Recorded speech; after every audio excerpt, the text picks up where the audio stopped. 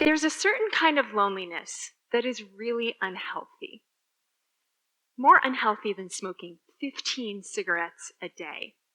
This particular kind of loneliness affects more than a third of Americans. And it happens when a person's social connections, friends, family, other support, aren't very strong. Or maybe that person doesn't have those kinds of connections at all. But there's another kind of loneliness where a person might be surrounded by people and friends and yet feel totally alone.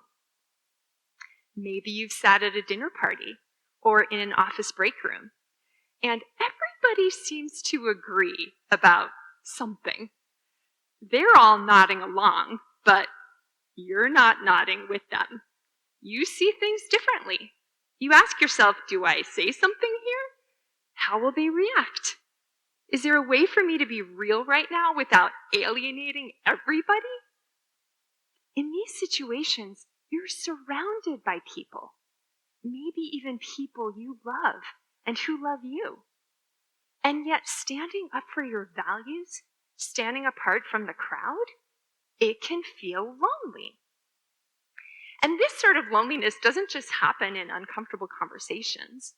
It can happen when you create something new and people really don't get it. Or maybe you go your own road and your family throws their hands up in confusion.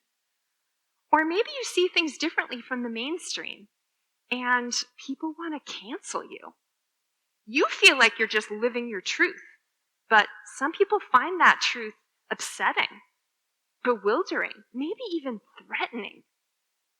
I call this experience a lonely edge. And unlike that first unhealthy kind of loneliness, lonely edges happen when you have your own viewpoint and support your own values, when you innovate and try something new. This is healthy stuff, right? This kind of loneliness is actually good for you.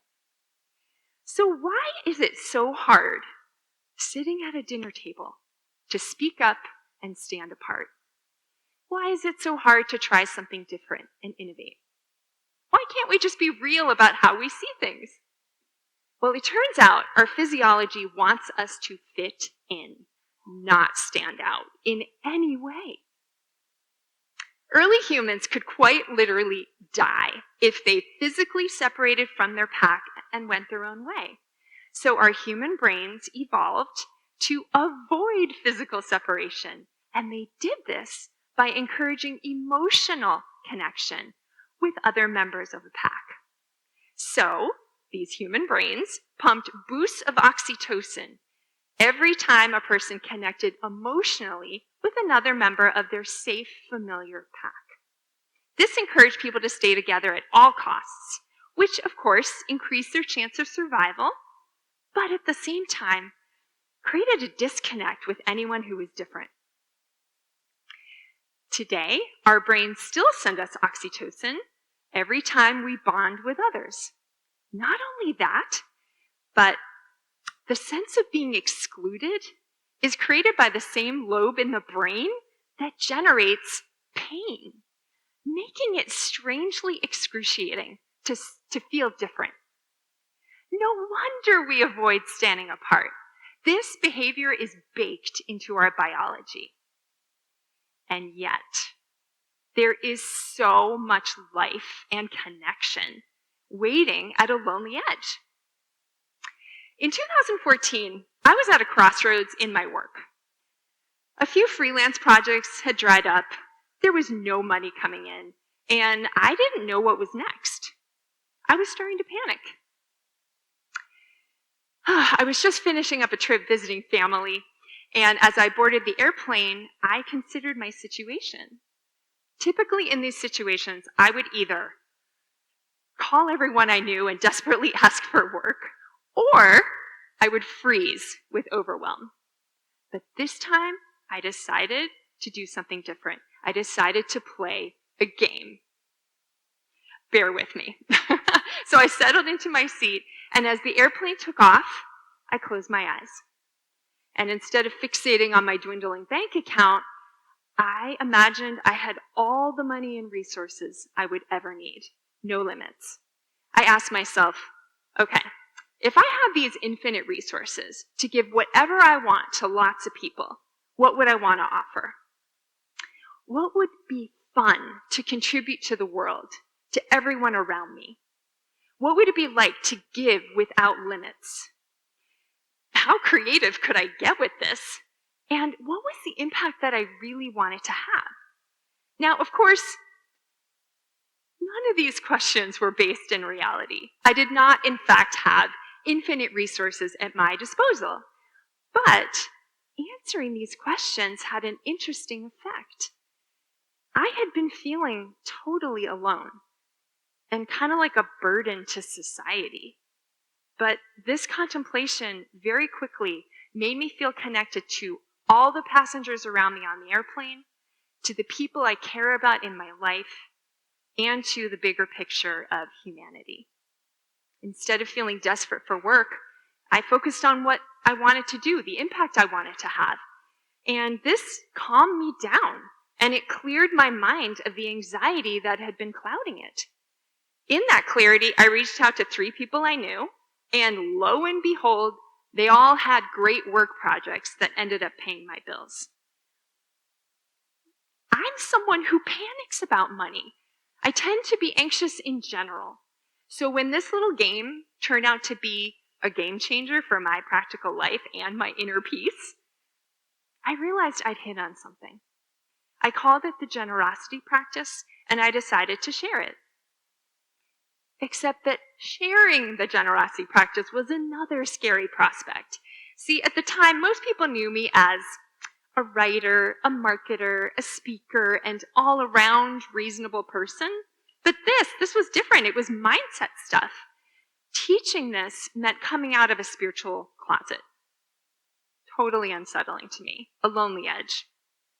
During the first few months of sharing it, I was expecting someone to stop me. Even as person after person said to me how much this helped them, I was still expecting someone to say to me, this is a huge waste of time. There's no basis in reality. What's the point? And in all honesty, even after nearly a decade of sharing this, I still fear that judging voice. Standing on this stage, I fear it. It's just so easy to still think of myself as that weirdo who teaches a spiritual practice in a profession that's just not that spiritual. So yeah, it was, and sometimes still is, a lonely edge teaching this. When I first started, I definitely felt isolated from the mainstream. But here's what I get to do every time I share it. I help people get boundless with what they want to offer. I witness them step out of their daily limitations and get clear on the impact they want to have. I watch them get creative, and I see the changes in them. This has been truly gratifying to me. This lonely edge has connected me to so many people in such fulfilling ways. And there's the paradox. What started out as a certain kind of loneliness, a sense of isolation, eventually brought me closer to everyone and everything, in a manner of speaking. And guess what? There's lots of ways to experience this paradox of loneliness. So when Viola Davis was cast on How to Get Away with Murder, I'll start with her, she took a stand by telling the showrunners, I'm not going to do this role unless I can take my wig off. See, originally her character was simply going to remove her makeup, but now she was also going to reveal her natural hair and create groundbreaking vulnerability all in about a minute. Now, never before had a Black woman revealed her full beauty routine on television before.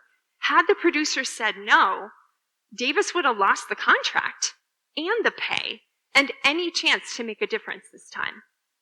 Instead, this lonely edge connected her to millions of viewers who felt more fully seen. Later, actor and author Phoebe Robinson called it the single greatest moment for Black women in television history. in the 1950s, when mainstream comedy was mostly about controlling mothers-in-law, the husband's goofy inability to perform basic tasks, and the trouble that drunk people get into, Lenny Bruce did things differently. He made biting observations on McCarthyism, sex, the Catholic Church. Needless to say, he made a lot of people really angry. His approach landed him in jail 15 times. But he was determined to shed light on the cultural hypocrisies in America, and he fought hard for the First Amendment right to speak about them. Bruce connected to his values and followed his inner truth, and though he was not recognized in his lifetime, he knew he was playing a bigger game. Today, he's cited by all the great comedians as the man who opened the door to their entire industry. Further back in history, after the Boston Massacre in 1770, John Adams stepped forward to defend the British soldiers, who were charged with 5 counts of murder. He was determined to get them a fair trial, even though his fellow Bostonians hated and criticized him for this. But his choice showed that he was a man of the law who could be trusted to uphold justice, and soon he became a leading light in the American cause. His commitment to his values, even with all the risks, strengthened his connection to everyone fighting for independence. So these people did not stand apart to get attention or to be contrary. They left the safety of the herd to follow their own truth. And the risks were big.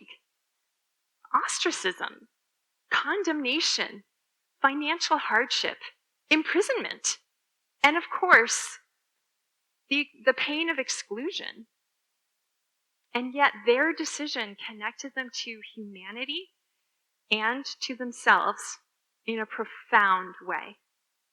And this is the beauty of a lonely edge. The decision to move towards a lonely edge is never an easy one. Even if you know yourself, even if you are sure of your values, it can be tough because even your values can come into conflict with each other and you need to make a choice. When I'm in the thick of the pain of a lonely edge, and it would be so easy to back away, I ask myself, what if Viola Davis hadn't said anything and remained silent? What if Lenny Bruce had stuck to PG-rated household humor? What if John Adams hadn't defended those British soldiers? What if each of us stayed safe, moving and thinking with the pack? Is that a world I want to live in? Is that a world you want to live in? When we listen to the inner truths that set us apart, when we follow those truths, whether by trying something new, innovating, or offering a fresh perspective, it's in those moments that we offer a true gift to the world, and in return, discover true connection with others.